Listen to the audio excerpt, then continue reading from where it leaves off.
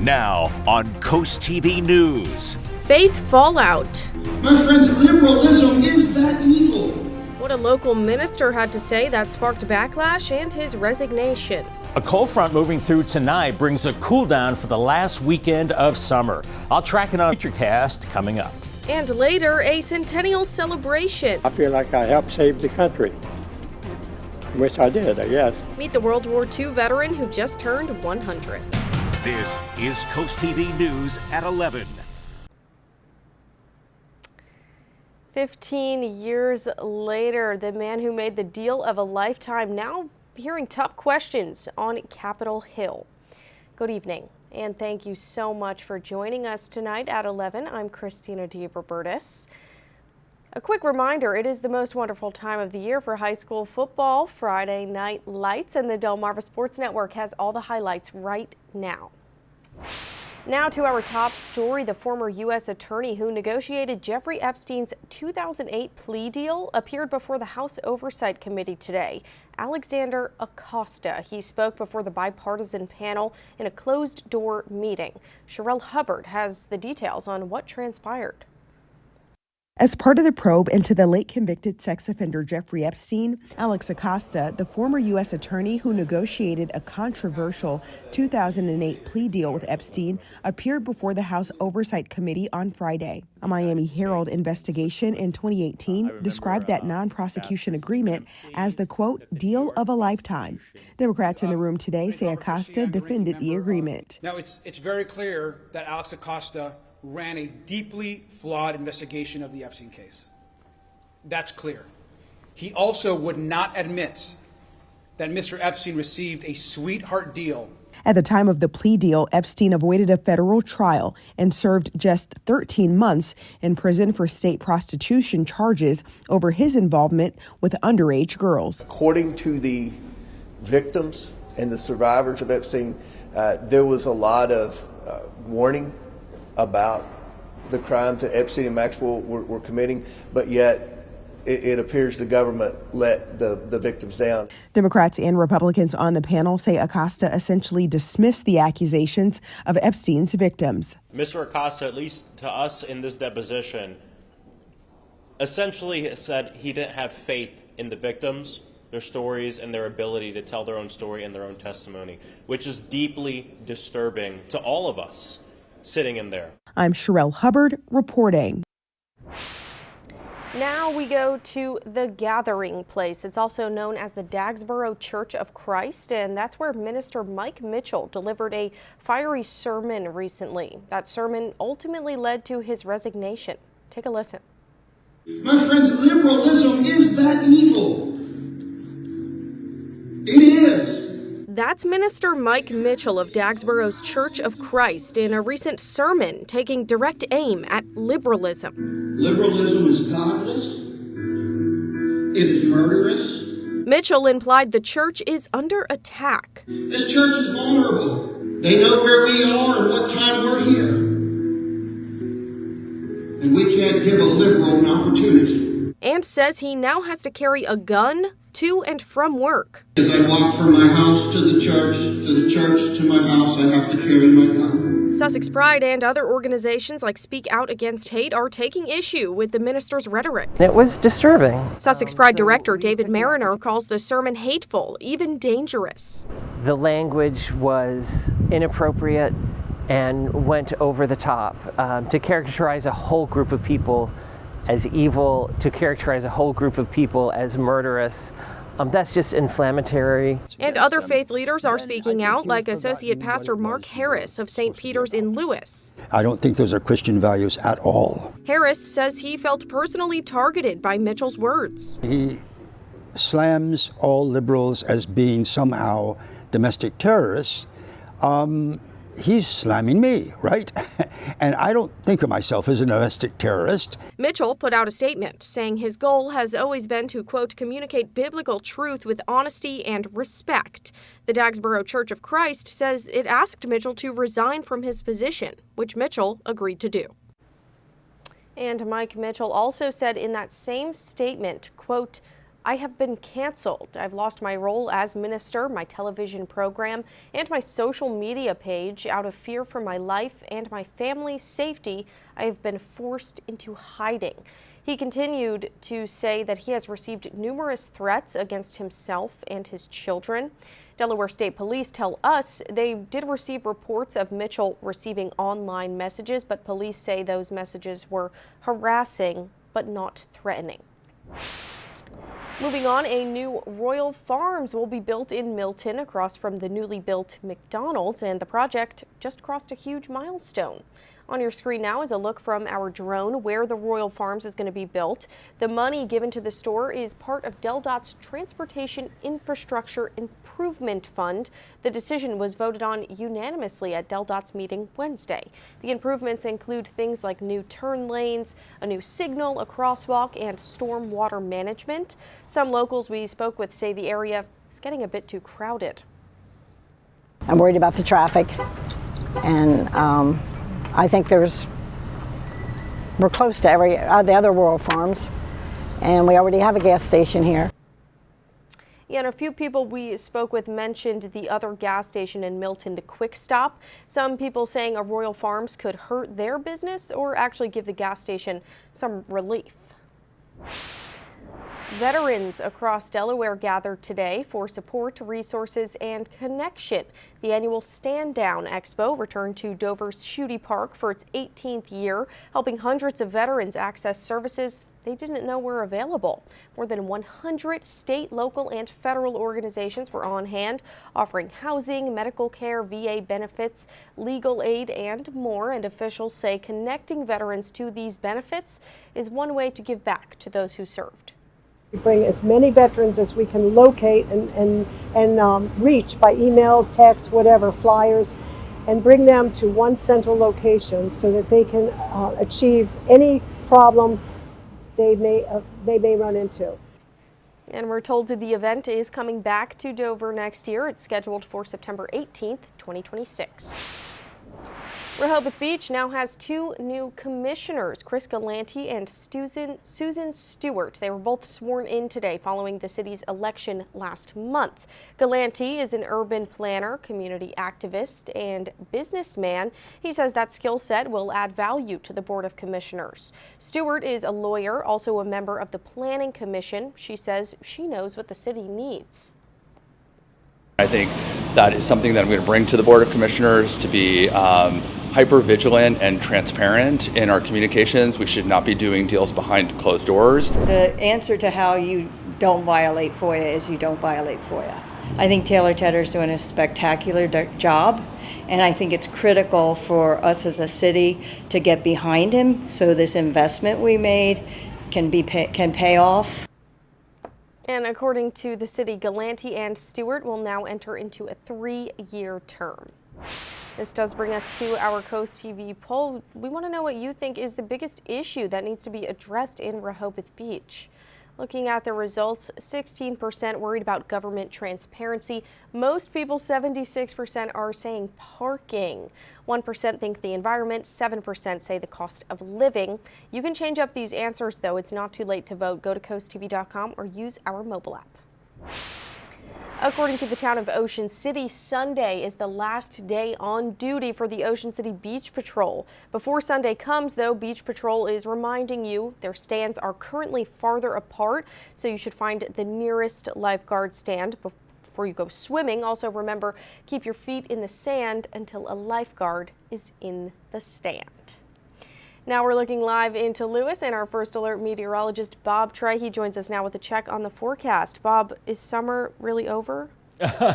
Well, officially in a few days, Christina, but boy, what a beautiful Friday it was. Upper 80s, close to 90. Still kind of mild and muggy out there right now. Mid to upper 60s, inland 69, Georgetown, Millsboro 68. We're still hanging on to the 70s from Lewis into Ocean City. Dew points are still well into the 60s as it's still muggy as we have a light southwesterly breeze. There's a cold front trying to move through Delmarva, but it's kind of hung up to our north right now through Maryland into northern Delaware. But eventually I think it It will get a push farther to the south. We'll see the wind shifting to the north later tonight as temperatures fall slowly through the 60s. And by Saturday morning, maybe a few clouds at 7 a.m. as a northeast breeze starts to pick up, and much cooler tomorrow. As a matter of fact, I think we're going to be about 15 degrees cooler and feeling a little cooler as well with the breeze. More on the weekend cool down and what to expect as we head into the early part of fall, which starts on Monday, coming up a little bit later on.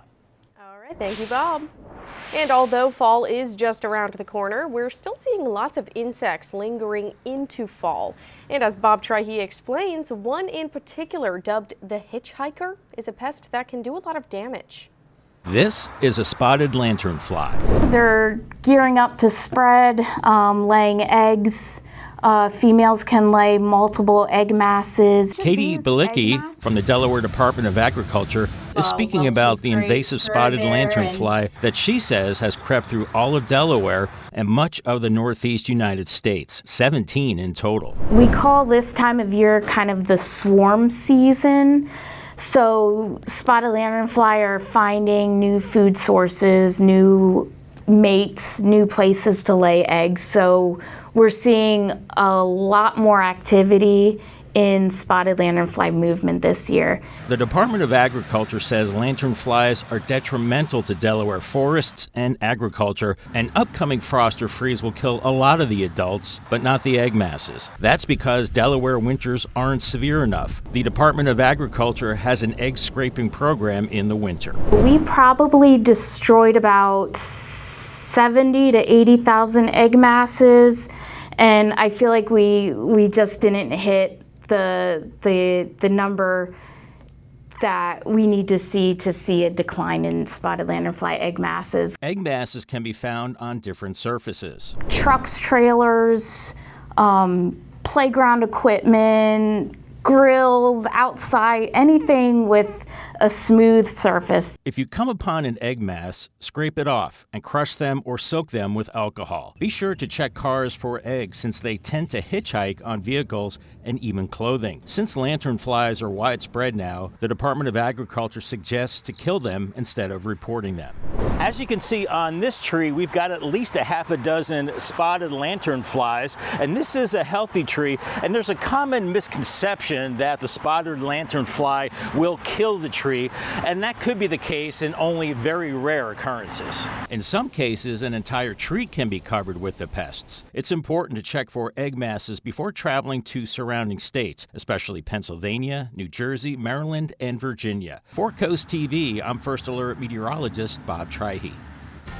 And we are just getting started. Still a lot more news coming up, like a string of vandalism plaguing a town in Kent County. What action the town of Farmington is taking as investigators crack down on the culprits. But first, we have a look at all the cool things to do this weekend.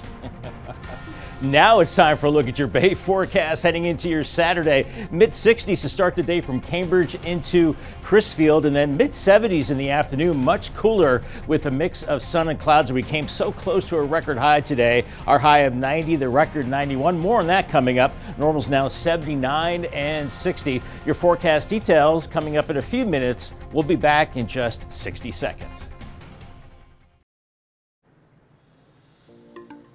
There is a lot happening on the coast this weekend, everything from skateboarding, salsa dancing. We'll start with the salsa dancing. Georgetown is hosting Festival Hispano downtown. It's on Sunday from 11 to 7 on North Race Street. You can celebrate Hispanic culture with food, live music, and community. And by the way, this year marks the 31st edition of the festival.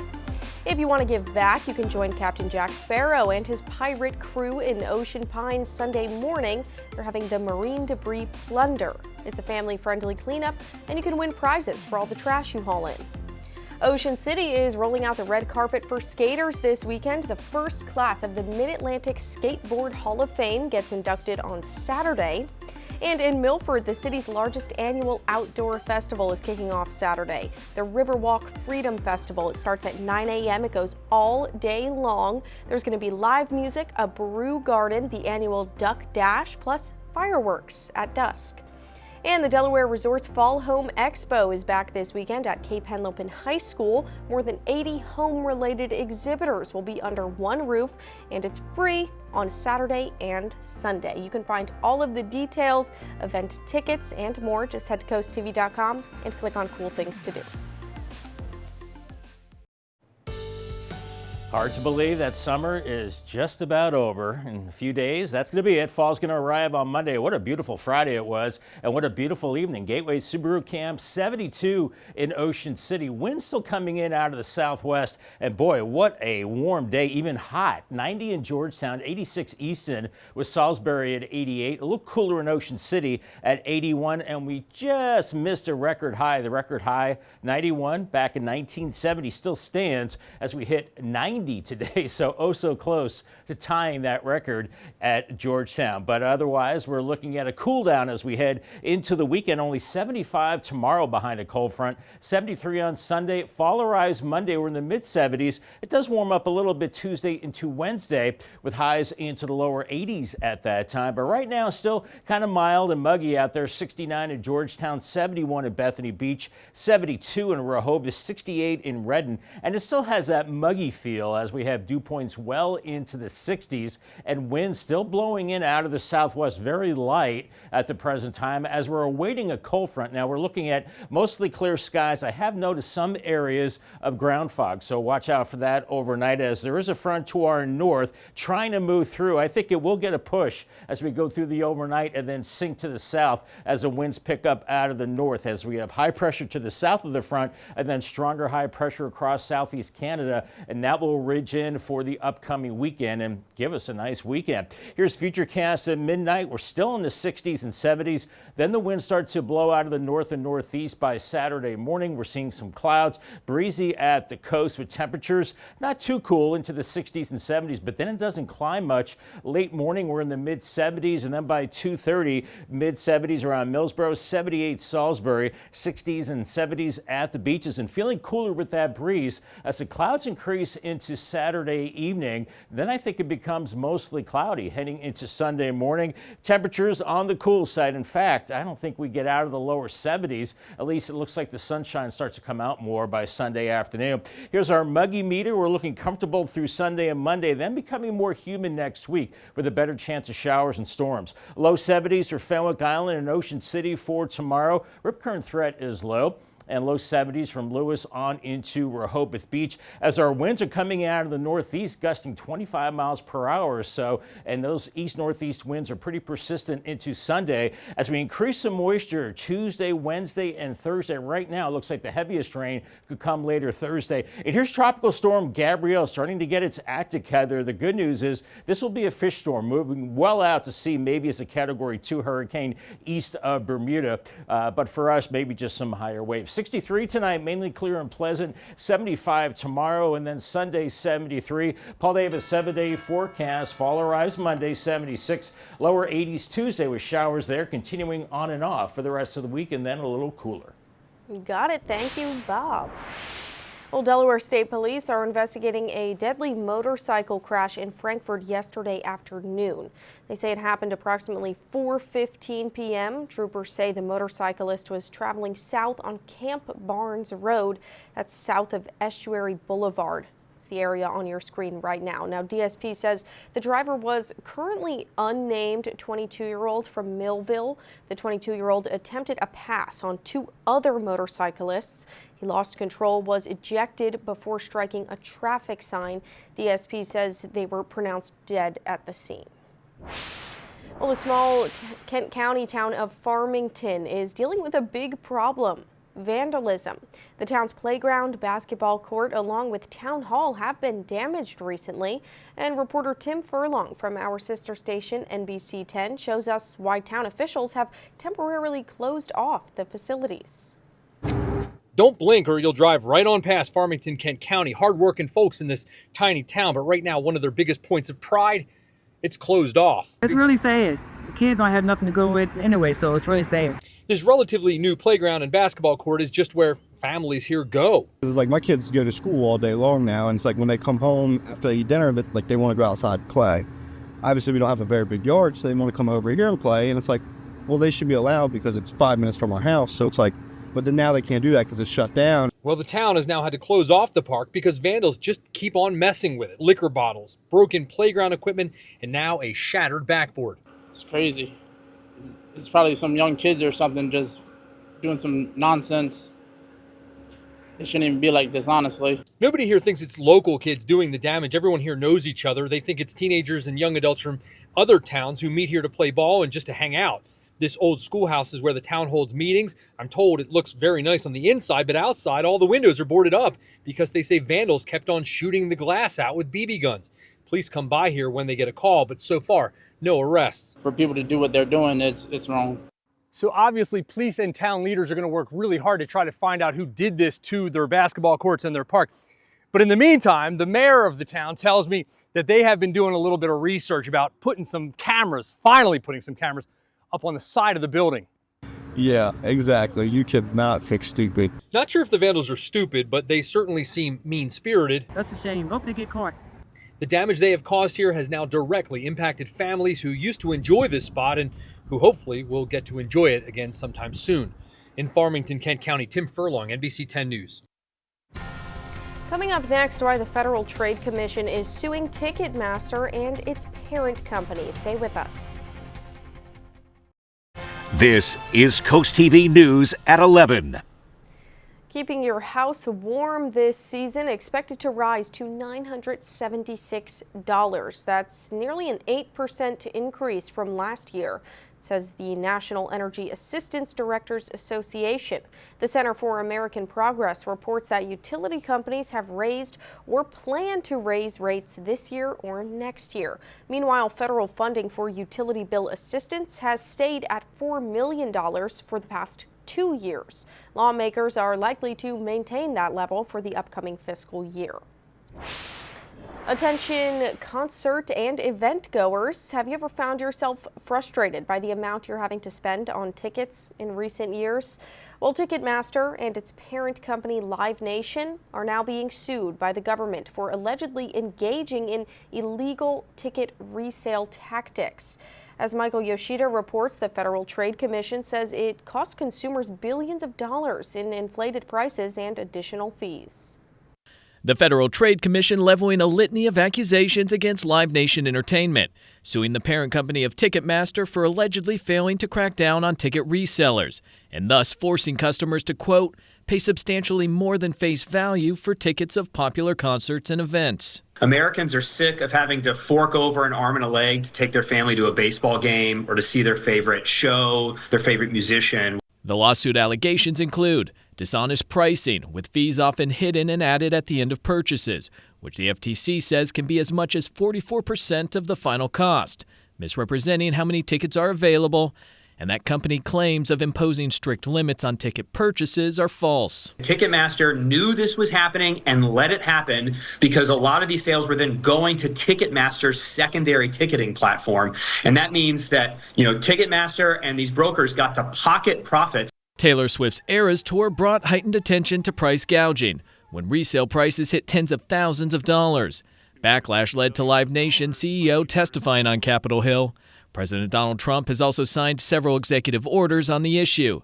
Live Nation Entertainment didn't immediately respond to CNN's request for comment on the lawsuit. In Washington, Michael Yoshida.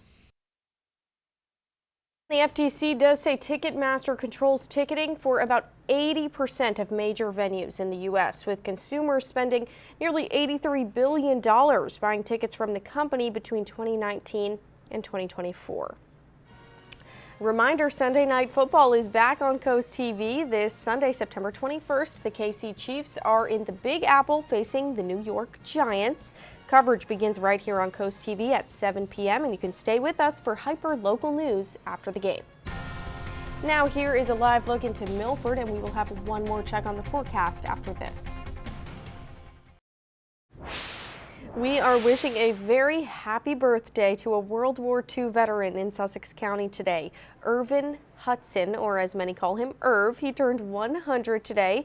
VFW Post 7234 made Hudson commander for the day, making him the first 100-year-old VFW commander in Ocean View. Hudson served in the U.S. Army during World War II under the leadership of General George Patton's 3rd Army, and today he was surrounded by family, friends, and fellow veterans to mark this extraordinary occasion.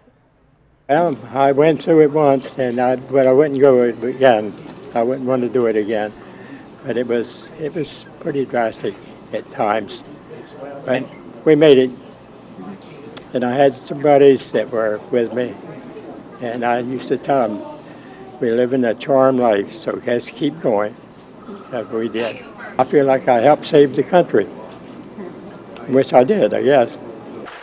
Yes, you did. And after the end of the Second World War, Irv served in the active reserve. Then he later served in the Big Red 1 Division in Germany during the Korean War. Oh, he looked great for 100 years old. I hope I look great if I make it to 100, but congratulations to him. Fantastic. Here's our day part forecast. In the morning, we're in the mid 60s. Winds picking up out of the northeast. Much cooler tomorrow. We were at 90 today. We're only in the mid 70s as we go into tomorrow afternoon with partly cloudy skies. Our umbrella winner today is Joe Kokoska from Millsboro. Congratulations to Joe. From Paul Davis and Coast TV, here is your Paul Davis 10-day forecast. Sunday, a little cooler, a few more clouds, 73. Fall arrives on Monday, and it's going to be on the cool side. It remains dry. Increasing showers, I think, Tuesday, 82. Then we keep it unsettled the rest of the week. 80 with showers on Wednesday, Thursday, and Friday. Mid-70s, still lingering showers. And right now, next weekend could be 50-50. Some showers Saturday, drier Sunday, and then a little cooler as we go into Monday. Okay, thanks again, Bob, and thanks so much for joining us for Coast TV News at 11. You can always find more news, more local weather over on our Coast TV News app. The Tonight Show starring Jimmy Fallon's up next, and we'll see you tomorrow for Coast TV News at 11 p.m. Have a great night.